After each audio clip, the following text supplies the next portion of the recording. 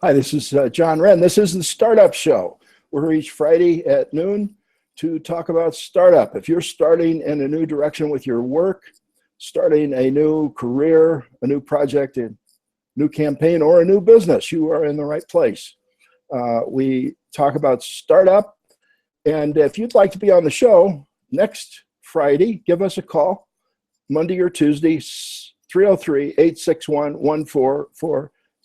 Small Business Chamber of Commerce, Inc. Our intention is to cooperate with local chambers to help them give more real help to people who are starting a new business, whether it's from that first idea of a new business through the first sale. We think we have a unique approach that can be helpful. We've been talking about it for over 20 years now here in Denver, and one of the major magazines here says we've infused Denver with an entrepreneurial spirit. We're trying to now put it together in a way that we can help other cities do the same thing. So if you're in another city than Denver and you'd like to know more about that, give us a call, 303-861-1447. Monday or Tuesday right now.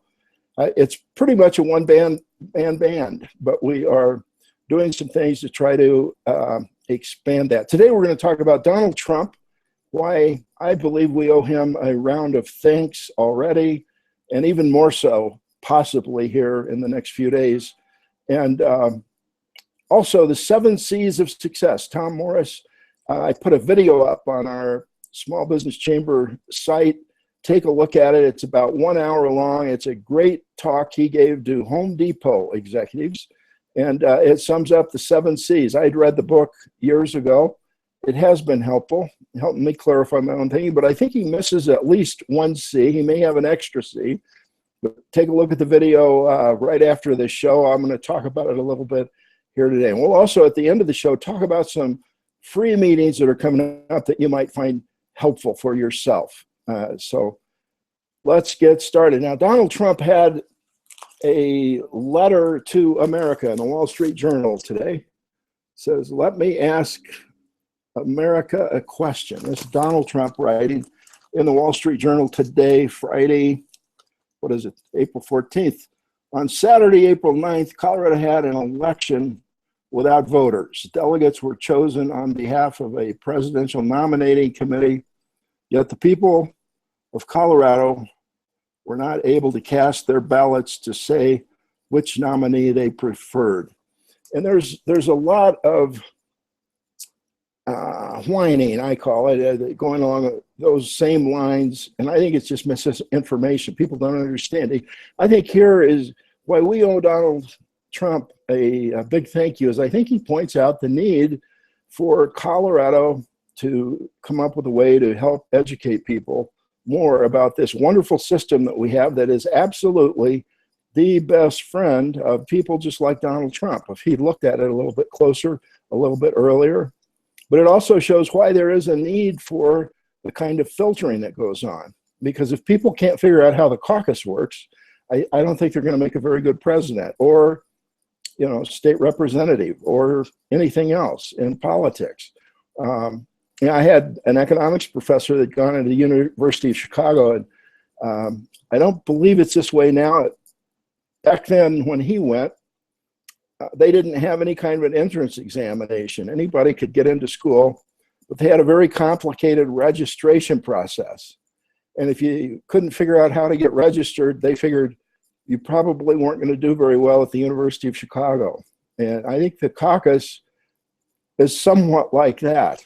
We get a chance to participate with people, and I think it filters out usually people that want to start at the top. Now, Dan Mays, a few years ago, the Tea Party thing, I always say it's the best chance the common person has of serving in elected public office.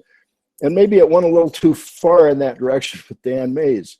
I mean, I don't think anybody should start as governor. You need to be an elected representative of some sort before you try to become governor. And I think the same thing's true of Donald Trump, although he would have had a better chance if he would have come here to Colorado, if he had ground troops in Iowa. He just ignored where he had to put people on the ground, and he could have done it. I mean, sort of run it like The Apprentice. You know, he could have had some fun with it, and it would have done some good for Colorado. But what he is doing now, I believe, is doing some good for Colorado. He's got national publicity. I know it's helped my website. I've got a website that I'm the registered representative for something called Save the Caucus. We've reinstituted it after we first formed it back in 2002 to defeat Amendment 29, which would have killed the caucus back then. Ever since the Colorado caucus was created in this cauldron of Colorado, Governor Shafroth wanted to go to extreme progressive reforms, and he would have liked it to be a direct presidential primary vote back then. But there were people that understood that without the political party, the average ordinary person was not going to be able to serve. And there were also some people that didn't want to give up their control. Robert Speer, for instance. You know, he was a Tammany Hall type political operator. And out of that debate came our Colorado caucus, which has some very unique features to it. And one of those is it's very easy to get on the primary ballot without the political party. It's very easy to petition on. You know, anybody can get on the ballot. Now, these are everything but president. President with Donald Trump, you know, it is more of a long distance race.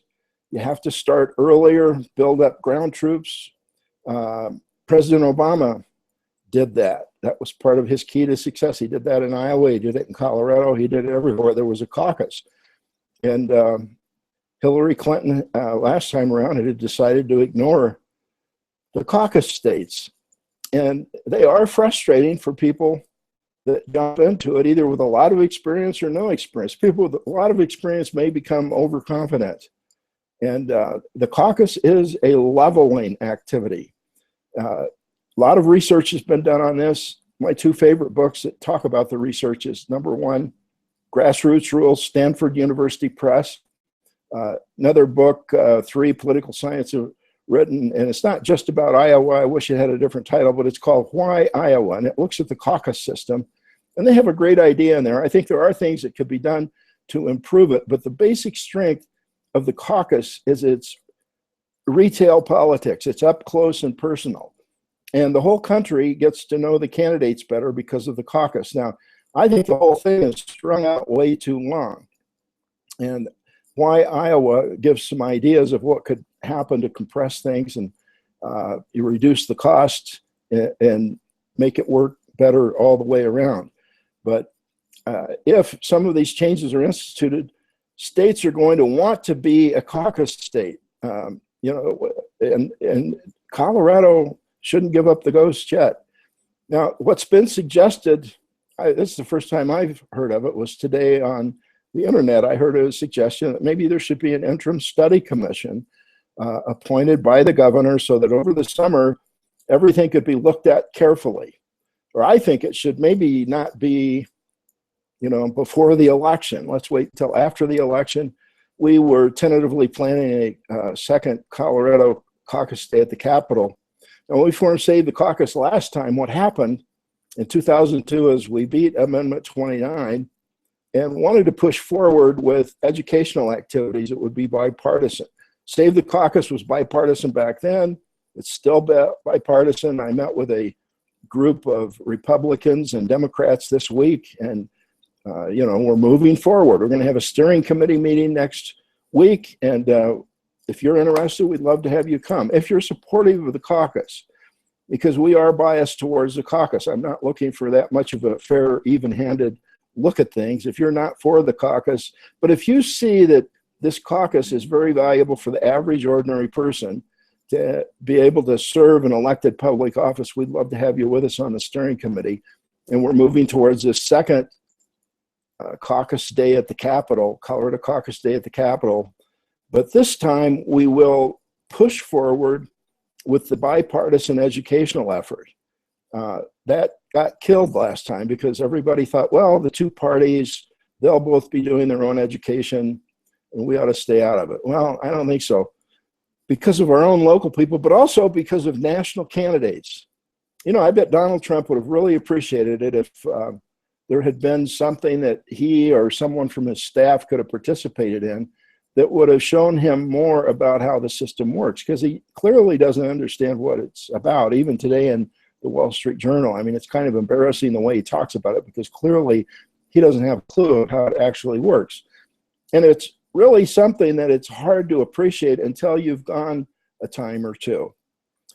Part of my big advantage in understanding the caucus is I had a neighbor, Lyle Lindesmith, who was John Love's administrative assistant.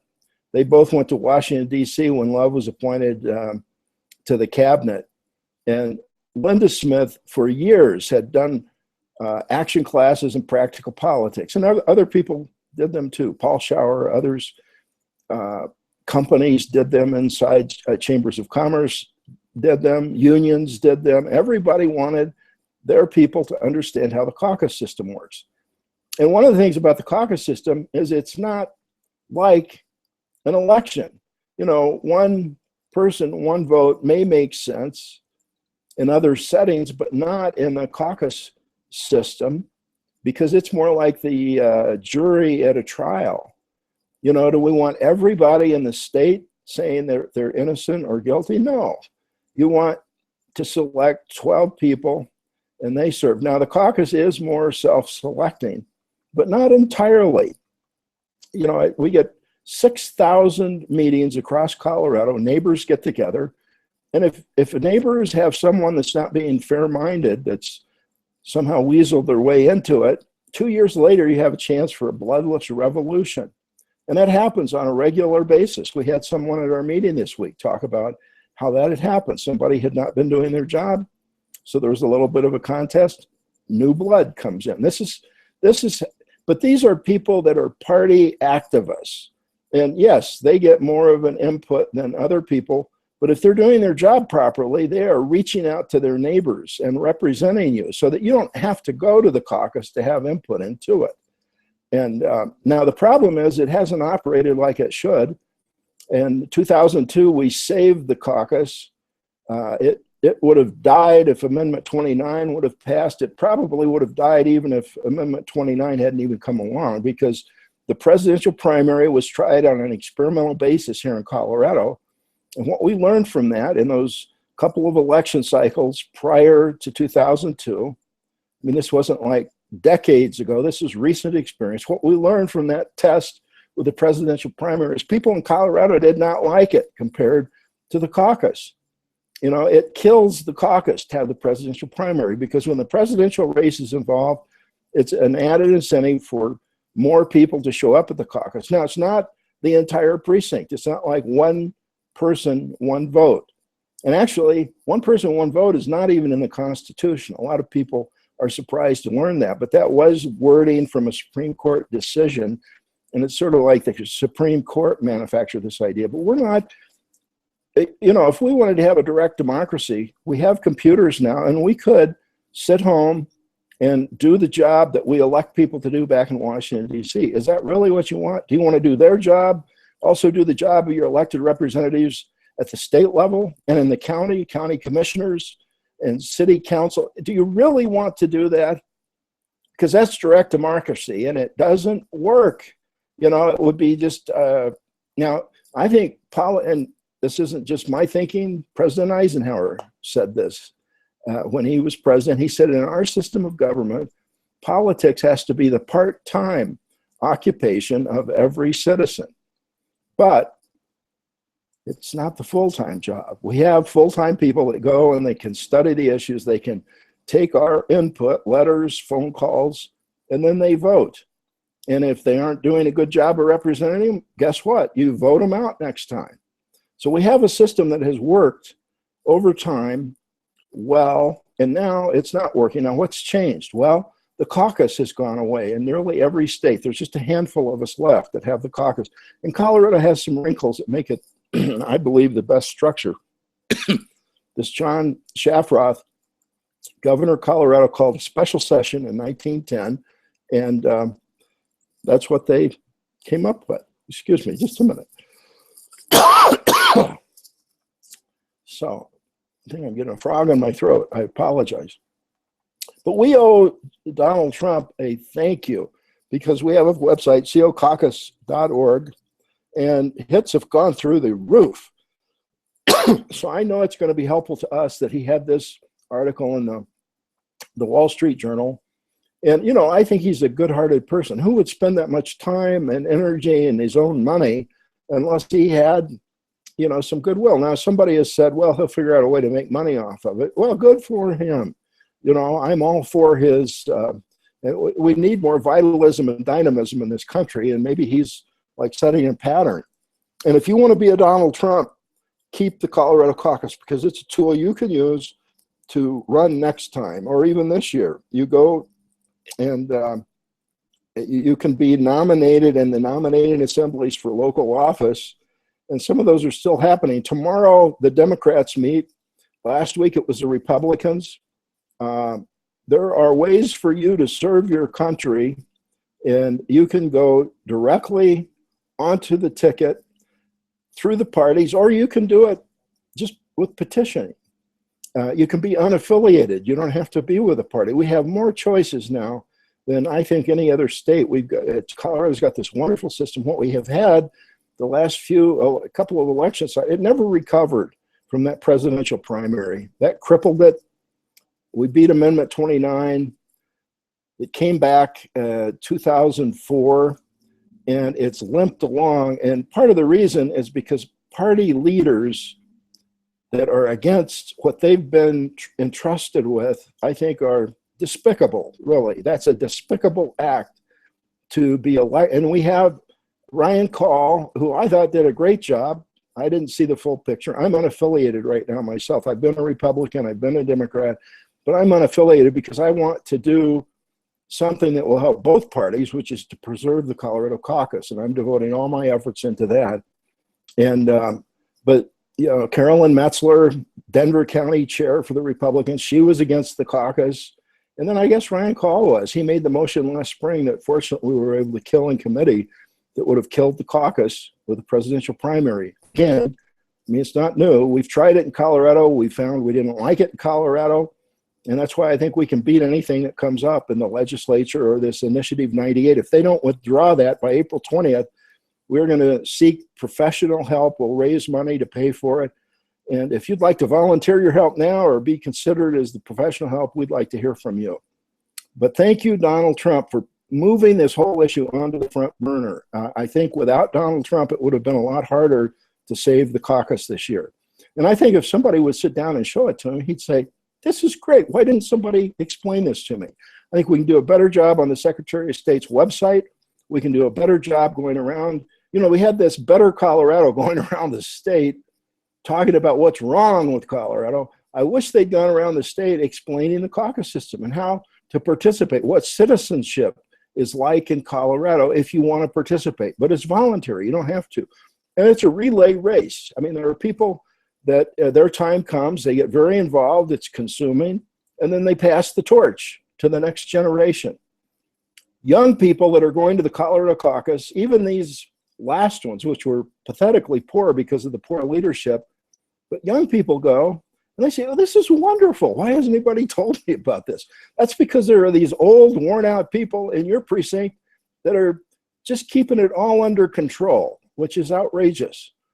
But I think young people, when they look at the caucus, love the caucus because they see it's the fast track for them being the ones that are serving in elected public office. And the youth is our hope at this point. We need to get some of these. I don't believe in term limitations, but I believe in the people that are electing their representatives to limit those terms. And when the person has stopped functioning well, get them out of there. And that doesn't happen often enough. The stronger the caucus is, the more likely that is to happen. So save the caucus. Sealcaucus.org is the website, or give me a call Monday or Tuesday, 303-861-1447. The other thing I wanted to talk about today is Tom Morris. Tom, I had dinner with him. We stayed in touch for, I guess, over a decade now. And he is an incredible philosopher. He calls himself a public philosopher.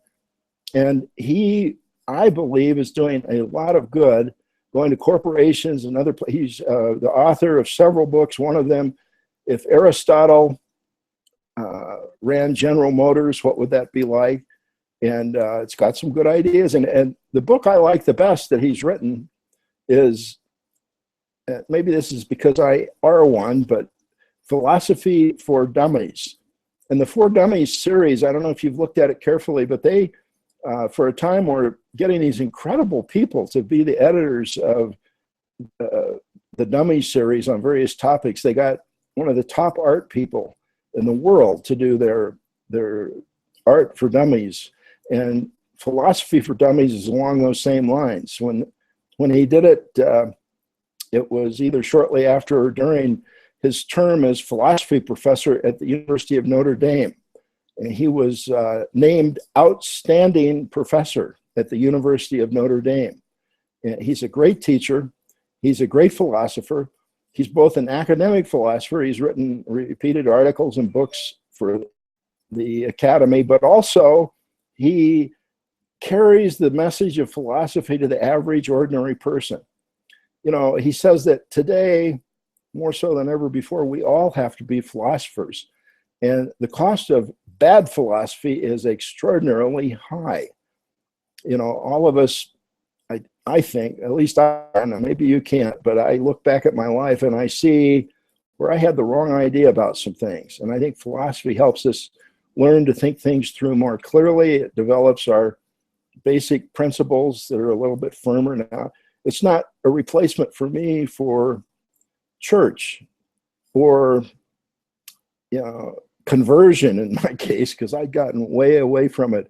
So I think there is one more C that Tom could add, but we put the video up on our smallbizchamber.org site, smallbizchamber, B-I-Z, smallbizchamber, all one word, .org.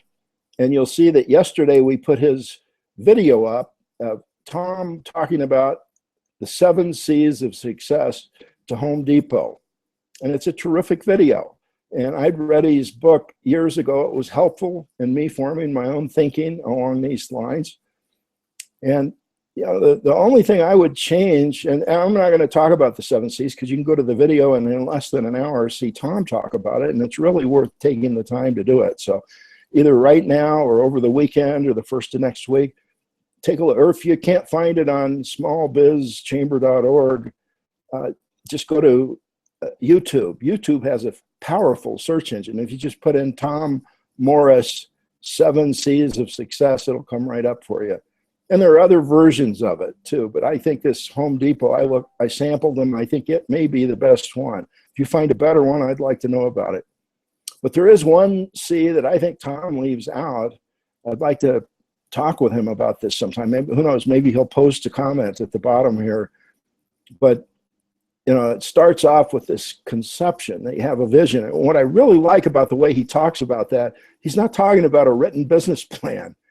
He's talking about your imagination. What's in your head? Can you see the picture? You know, nothing starts without it first being somebody's idea. Now, that doesn't mean everybody's idea actually gets started. That's a real dangerous philosophy. This law of attraction. I run if I hear anybody talk about the law of attraction because I've seen the effects firsthand in various ways, people I'm close to. And, you know, if you just watch, you'll see how many things have started with that idea. The law of attraction says it goes back to Napoleon Hill, Think and Grow Rich, which may be the most harmful book ever written. Although it has done some people some good. They read that, they get started, and that's great. It did work for some people.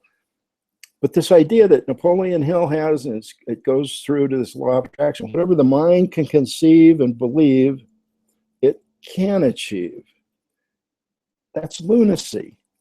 You know, my thinking it doesn't make it so. And now, but it does start with an idea. So the first C is this conception. You have this visualization in your head, an imagination, so that most people that start a successful business, they do not have a written business plan. That's according to research that was done by Dr. Amar Bahid. He has researched this. Now, it's a while ago, and I'd like to see the research replicated, but I think the same thing holds true today. If it doesn't, that's an important fact, and there may be a case being built to try to refute Dr. Vahid's findings. This was in the New York Times yesterday. It's an article, you know, cars, motorcycles, a bright idea drives hard. And the bright idea is, let's look for hardworking people. They go over to India and they look at venture capitalists in India and what they're doing. And here in this country, we more look for some sort of a unique idea, and then venture capitalists put money into it. And what they do in India, they don't look for a unique, good idea. They look for hard workers. And that's really what Dr. Vahid talks about. And what I see with this article yesterday in the New York Times is a setup punch for attacking Dr. Vahid. And I think what they're going to next say is, well, that's what he has thought, but he's from India and this is what he grew up with. Because he shared with me, his father was an entrepreneur and he could see how he operated. And one thing led to another. He never had a written business plan. He was focused on where do the next sales come from. And now that's in India. His father was a hard worker. So his research has shown that that is what pays off. He calls it hustle. You know, the hustle factor is very important for successful startups, no matter what they end up doing. You know, it's not a unique idea. They get something going and they hustle and money starts coming in, and then they learn about the market in a way that they would never learn with it, looking from the outside in. And it may lead to this next thing and then the next thing. And once you're in business, you know, it's a project or a campaign and a follow-up. Now, I think this article in the New York Times yesterday is setting up an attack on Dr. Vahid's research. And here's what they don't realize: that there are people here in the United States that had fathers too, that got started not with this totally unique idea, but with hustle. I had one of those fathers, and he was the hardest worker I have ever met. I mean, it was incredible. And I think part of the price he paid for his success was he died at a very early age. But I want to preserve the opportunity that he had to get started for my grandkids. And I don't think it's gone away. You know what, this hustle outlook, you know, the Small Business Administration was formed in 1953. If you look at the impact of the SBA on this country back then, and you compare it to small business today, the SBA has just about killed small business in America. And maybe it's gone. I don't know. Maybe the hustle strategy with all the government regulations and the difficulties, maybe has the frontier closed on startups? You know, if it has, that's a tragic thing. But the way the SBA has always talked about startup is the big business model. They take what I was taught in graduate business school, apply it to these little startups, and they actually view it as a success if the person never gets started. How's that successful? I don't, you know, somebody, and maybe Donald Trump will do this. That's what I'm really hoping. If he'd start talking about that, I might even vote for him. Not really, because, you know, Mr. Trump, I think you've got all kinds of creative ideas that you'd be a terrific Secretary of Commerce. And whatever happens at the convention, and I think you need to back off from this trying to make the convention some sort of a riot. I mean, do you realize that you've incited that riot? It's illegal to yell fire in a crowded building. As far as I can see, that's what Donald Trump is doing right now. It's irresponsible. And you can only imagine when he'd have nuclear weapons in the U.S. military at his command.